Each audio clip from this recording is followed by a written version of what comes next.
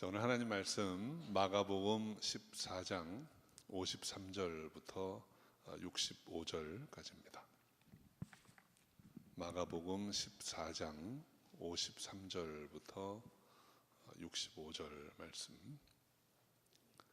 우리 한 절씩 교독하겠습니다. 마가복음 14장 53절부터 65절 말씀입니다. 저희가 예수를 끌고 대제사장에게로 가니 대제사장들과 장로들과 서기관들이 다 모이더라.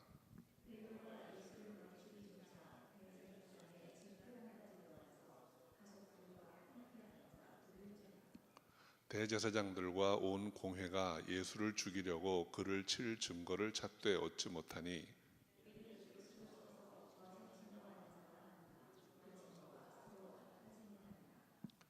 어떤 사람들이 일어나 예수를 쳐서 거짓 증거하여 가로되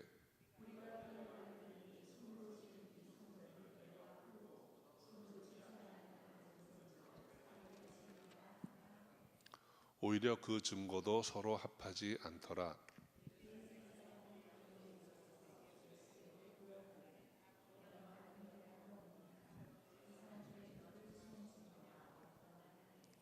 잠잠하고 아무 대답도 아니하시거늘 대제사장이 다시 물어 가로되 내가 찬송받을 자의 아들 그리스도냐.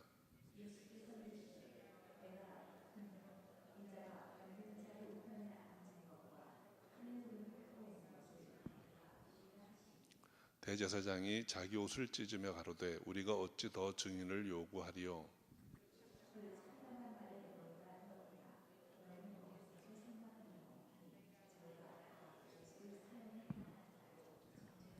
함께 읽습니다. 혹은 그에게 침을 뱉으며 그의 얼굴을 가리우고 주먹으로 치며 가로되 선지자 노릇을 하라 하고 하속들은 손바닥으로 치더라. 아멘. 기도하겠습니다. 아버지 하나님 감사합니다. 오늘 복되고 아름다운 주님의 날 주의 전에 부르셔서 함께 신령과 진정으로 예배드릴 수 있게 하심을 감사합니다. 우리의 마음의 중심을 주님께 올려드립니다. 주님 함께하여 주옵소서. 예수의 이름으로 기도합니다. 아멘. 오늘은 예수님께서 십자가를 지시기 전에 신문 받으시던 장면을 함께 살펴봅니다. 복음서를 보면 예수님께서 십자가에 이르기까지 여러 번 신문을 받으십니다. 제일 먼저 가야바의 집에 가셔서 먼저 대제사장이었던 안나스에게 신문을 받습니다. 그리고 현직 대제사장이었던 가야바에게로 보내집니다. 그곳에서 날이 새기를 기다렸다가 이제 공회원들이 다 모인 다음에 산헤드린 공회에서 이제 두 번째로 신문을 받으셨습니다. 그곳에서 이제 유대인들이 예수님을 죽이기로 이제 결안하고 나서 예수님을 빌라도의 관정으로 보냅니다. 왜냐하면 당시의 유대인들에게는 사람을 사형시킬 수 있는 권한이 없습니다. 그것은 오직 로마 총독에게만 있었어요. 그래서 빌라도의 관정으로 보냅니다. 마가복음에는 자세히 나와 있지 않지만 다른 복음서에 보면 이제 빌라도의 아내가 저 예수님에 관한 일에 끼어들지 마라, 좋지 않다, 이런 이야기를 합니다. 그래서 빌라도가 이 일을 피해 보려고 생각해 보니까 예수님이 갈릴리 사람이에요. 그래서 갈릴리 지역의 분봉 왕이었던 헤롯에게로 예수님을 보냅니다. 그런데 헤롯은 이런 영적인 일에 전혀 관심이 없는 사람이에요. 그래서 그냥 호기심에 예수님이 무슨 표적을 행하고 이적을 행한다 하시니까 그거나 한번 볼까 하고 말을 좀 시켜봅니다. 근데 예수님이 일체 대꾸하지 않으시니까 다시 빌라도에게로 돌려보내요. 그리고 빌라도의 법정에서 마지막으로 예수님은 십자가형의 언도를 받고 골고다로 오르시게 되는 것입니다. 오늘 우리가 함께 교독한 이 본문은 그 첫 번째 무대인 대제사장 가야바의 집에서 일어난 일에 관한 기록입니다. 오늘 말씀을 자세히 살펴보기 전에 먼저 그곳에 모여있던 사람들을 한번 대체로 살펴보면 예수님을 중심으로 해서 세 종류의 사람들이 있었습니다. 하나는 예수님을 죽이려고 하는 사람들입니다. 대제사장들, 안나스, 가야바, 그리고 장로들과 서기관들이라고 했습니다.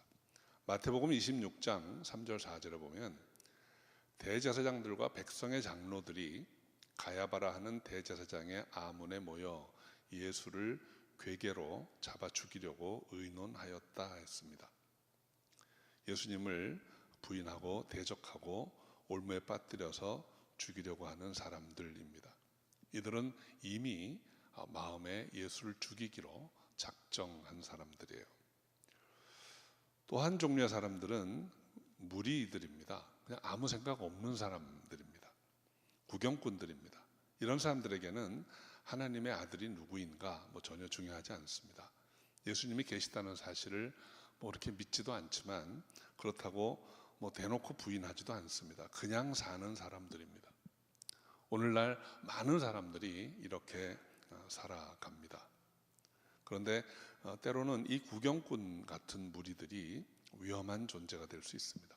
앞에서 선동하는 사람들에 따라서 아주 적대적인 무리가 되기도 하고, 또 어떨 때는 또 예수님을 환호하고 따를 수도 있는 그런 사람들입니다.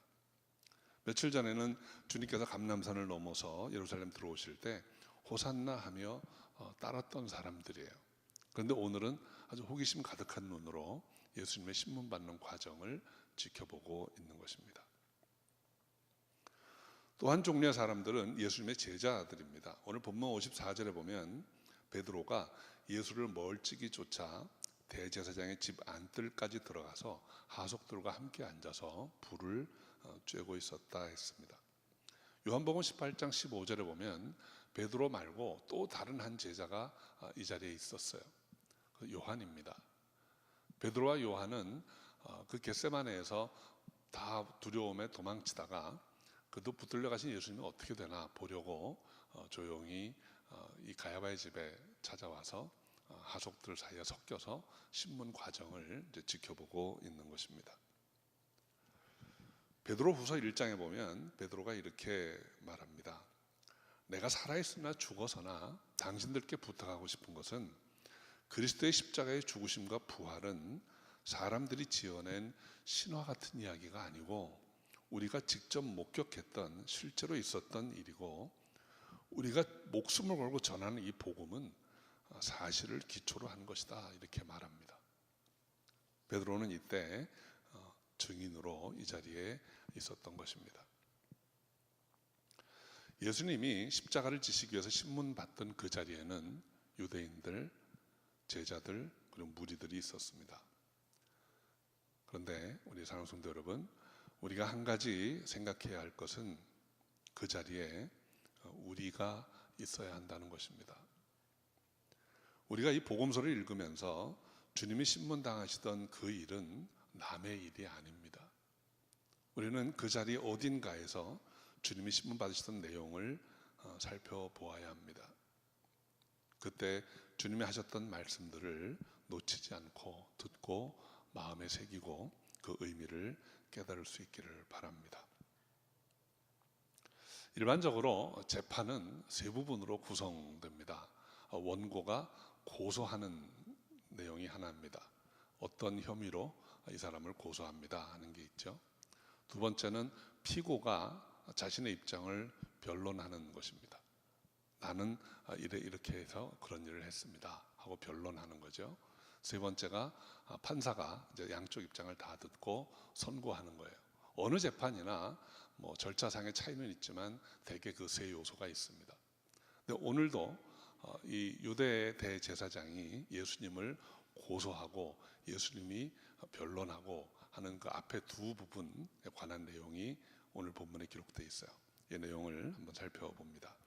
첫째로 유대인들이 고소하는 단계입니다. 마태복음 26장에서 그들은 이미 예수님을 죽이기로 작정을 했습니다.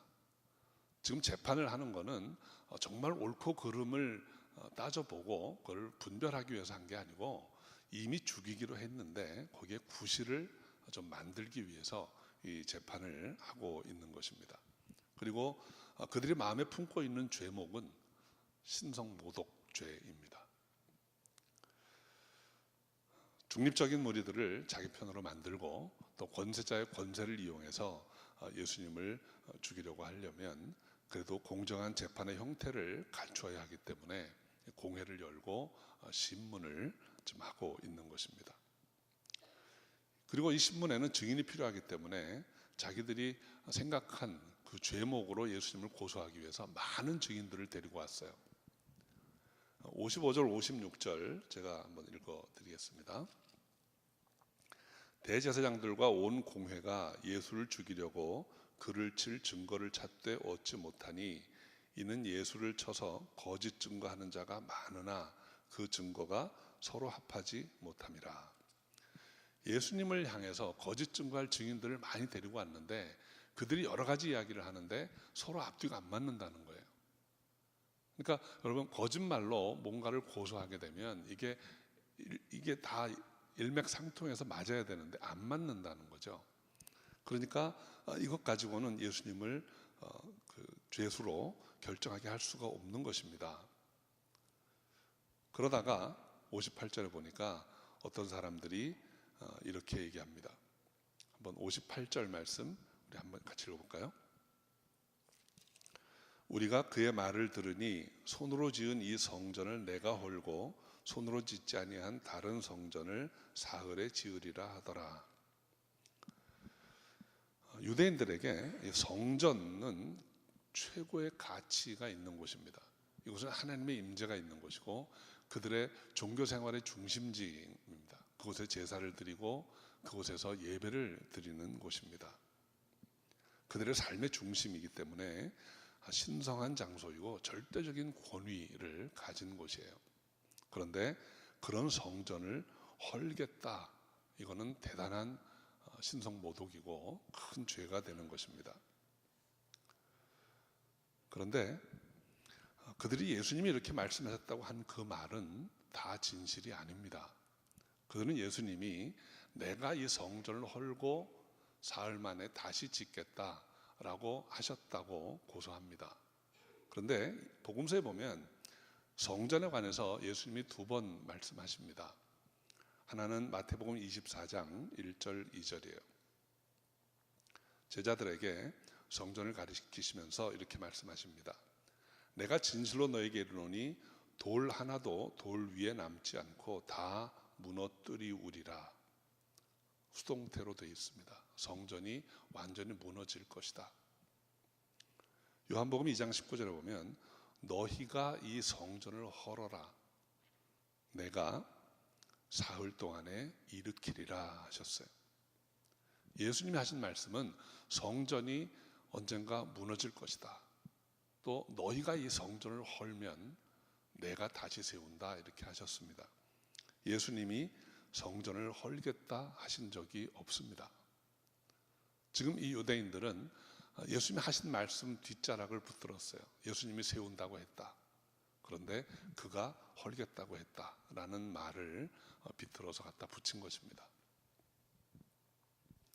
59절을 보면 오히려 그 증거도 서로 합하지 않더라 했습니다. 예수님은 성전에 관한 말씀을 공공장소에서 하신 말씀입니다. 제자들만이 아니라 많은 사람이 들었습니다. 아마도 이 고소하는 이야기를 듣고 여기저기에서 아닌데 예수님이 그렇게 안 하셨는데 라는 말들이 있었던 거죠. 그래서 오히려 그 증거도 서로 합하지 않더라 했던 것입니다. 이제 재판의 두 번째 단계로 접어듭니다. 예수님의 변론 단계입니다. 재판이 공정한 것이었다는 모양을 갖추기 위해서 하는 거죠. 대제사장이 예수께 묻습니다. 60절에 보면 너는 아무 대답도 없느냐? 이 사람들이 너를 치는 증거가 어떠하냐? 지금 성전을 헐겠다, 다시 짓겠다 한 그 고소에 대해서 뭐라고 얘기를 좀 해봐라 하는 거예요. 그런데 예수님이 무엇인가 말씀을 하셔야 또 올무를 잡고 계속해 갈 텐데 예수님 답을 안 하세요. 예수님은 묵묵부답이십니다. 여기서 주님이 유대인들이 고소하는 말에 대해서 변론을 하기 시작하면 계속해서 논쟁으로 빠져들게 됩니다. 그런 말씀을 했느냐 하지 않았느냐, 누가 그러면 성전을 헌다고 한 것이냐, 이런 논쟁으로 빠져들게 되면 결국은 누가 이기겠습니까? 증인이 많은 사람이 이깁니다. 대제사장은 이미 많은 증인들을 데리고 왔습니다. 우리 그렇게 안 들었는데요, 우리는 그렇게 들었는데요 하면 이제 그 문제는 그렇게 결론이 나게 돼 있어요. 예수님 차라리 아무 말씀하지 않으셨던 것입니다. 자기들의 뜻대로 되지 않으니까 이제 대제사장이 직접적인 질문을 합니다. 61절 말씀 같이 한번 읽어볼까요? 잠잠하고 아무 대답도 아니하시거늘 대제사장이 다시 물어 가로되 내가 찬송받을 자의 아들 그리스도냐. 이제 성전 문제 가지고는 안 되겠다 생각한 거죠. 그래서 이번에는 준비되었던 두 번째 함정입니다. 확실하게 신성 모독으로 몰아가려는 것입니다. 사람이 자기를 가리켜서 하나님의 아들이라고 말할 사람은 아마 없을 것이다 라는 게 대제사장의 마음속에 있던 생각입니다. 그래서 네가 찬송받을 자의 아들 그리스도냐, 당신이 하나님의 아들 그리스도입니까? 라고 직접적인 질문을 한 것입니다. 그런데 이번에는 예수께서 지체하지 아니하시고 답을 하세요. 예수께서 이르시되 내가 그니라 인자가 권능자의 우편에 앉은 것과 하늘 구름을 타고 오는 것을 너희가 보리라. 주님의 신분에 관한 것은 잠잠하실 수 없는 일입니다. 주님은 이미 제자들에게 여러 번 자신이 누구인가를 직접적으로 또 간접적으로 말씀하셨어요.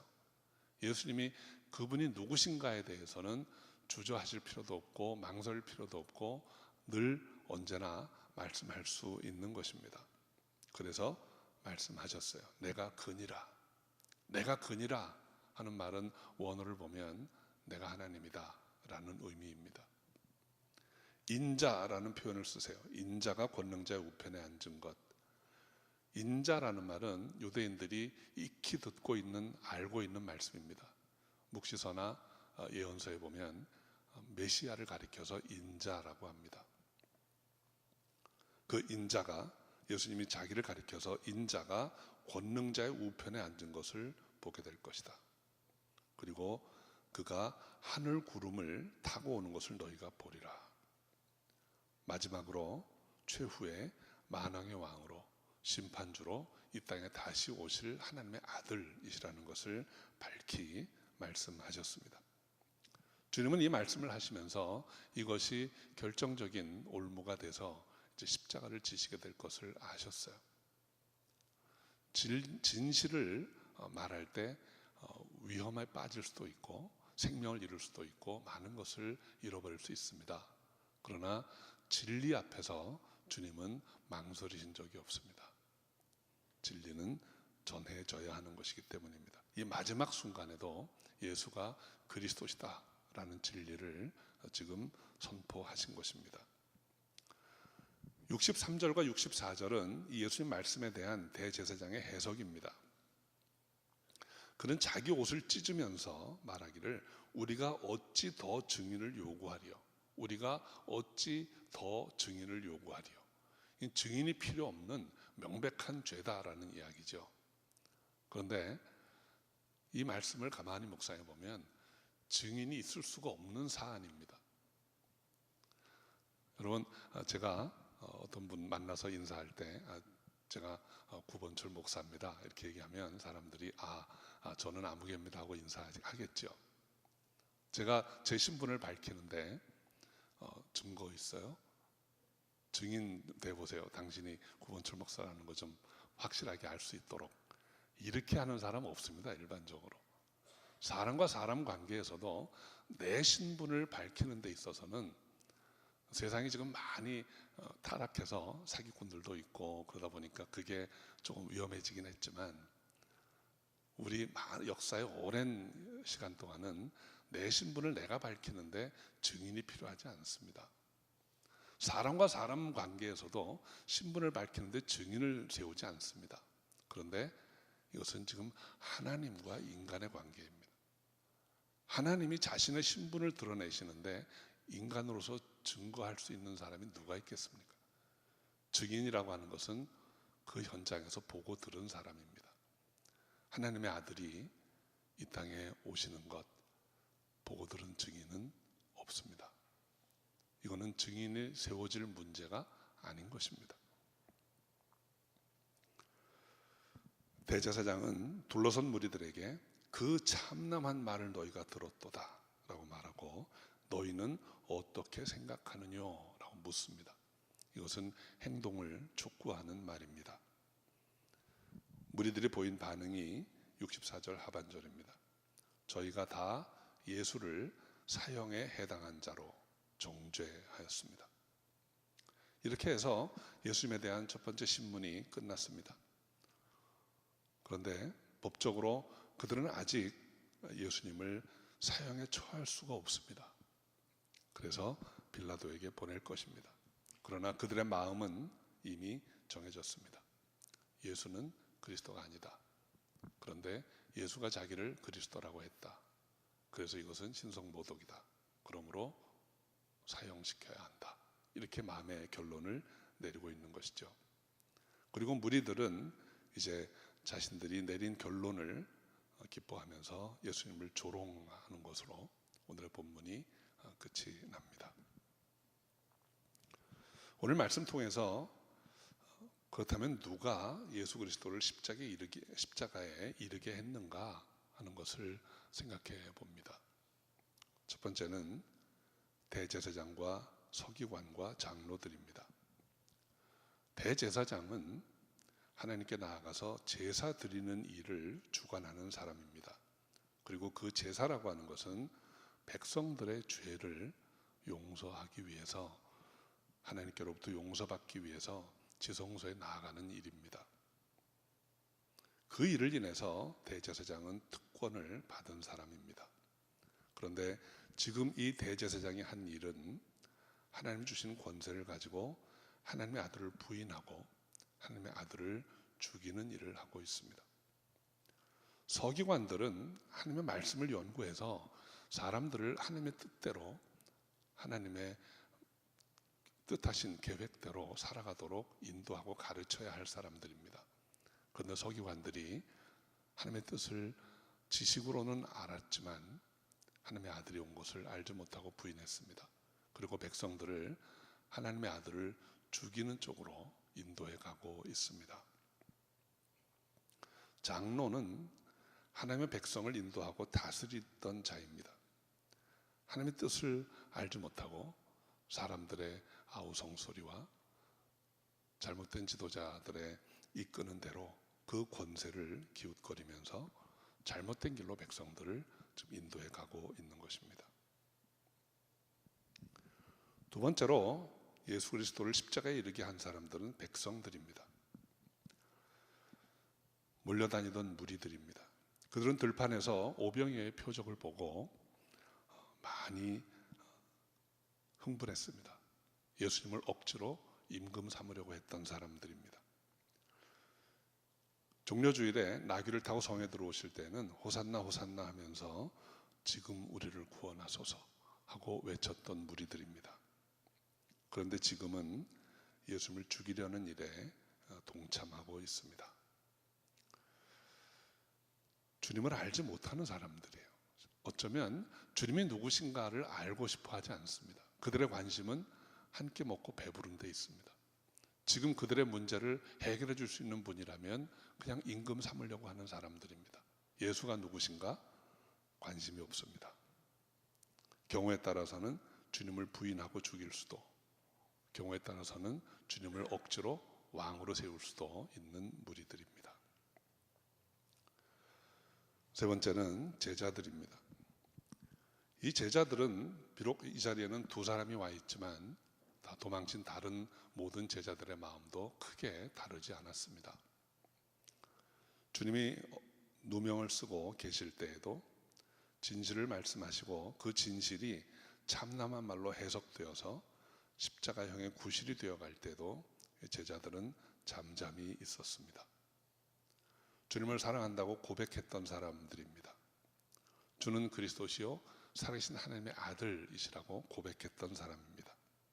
그런데 두려움이 다가왔을 때 그들은 주님을 모른다 하기도 하고 꼭 해야 할 때에 기도하지 못하고 또 말해야 할 자리에서 잠잠했던 사람들입니다. 사랑하는 성도 여러분, 주님은 이런 사람들을 위해서 십자가를 지셨습니다. 대제사장들과 서기관들과 장로들을 위해서, 그리고 아직 아무것도 모르는 그 무리들을 위해서, 자신을 따라다녔으면서도 지금 자기를 모른다 하고 잠잠한 제자들을 위해서 십자가를 지셨습니다. 흑인 연가로 나중에 찬송가 136장으로 수록된 거기 너 있었는가 그때라는 찬양이 있습니다. 그들이 주님을 십자가에 못 박기 위해서 재판할 때 거기 너 있었는가. 사람들이 예수님을 십자가 위에 못 박을 때 거기 너 있었는가. 그들이 주님의 시신을 무덤에 넣을 때 거기 너 있었는가. 그 질문을 반복합니다. 우리는 이제 마가복음의 나머지 부분을 읽고 또 묵상하면서 주님이 가시는 길을 따르고 무슨 일이 있었는가를 목격하게 될 것입니다. 그 십자가의 의미는 무엇인가? 부활은 우리에게 어떤 의미가 있는가 보게 될 것입니다. 오늘은 그 십자가를 향한 첫 번째 신문 받으시는 장면을 살펴보았습니다. 오늘 말씀 마치면서 여러분에게 한 가지 질문을 드립니다. 여러분은 주님이 정죄당하시던 그때 거기에 계셨습니까? 함께 기도하겠습니다. 아버지 하나님, 그리스도의 고난의 그 의미를 우리가 알고 주님께 나아가기를 원합니다. 내가 그니라, 인자가 영광의 보좌 우편에 앉은 것과 공중에서 구름과 나팔 소리와 함께 이 땅에 다시 오실 것이다 말씀하신 그 주님을 우리가 알고 믿고 따르기를 원합니다. 우리와 함께하여 주시옵소서. 감사하고 예수님의 이름으로 기도합니다.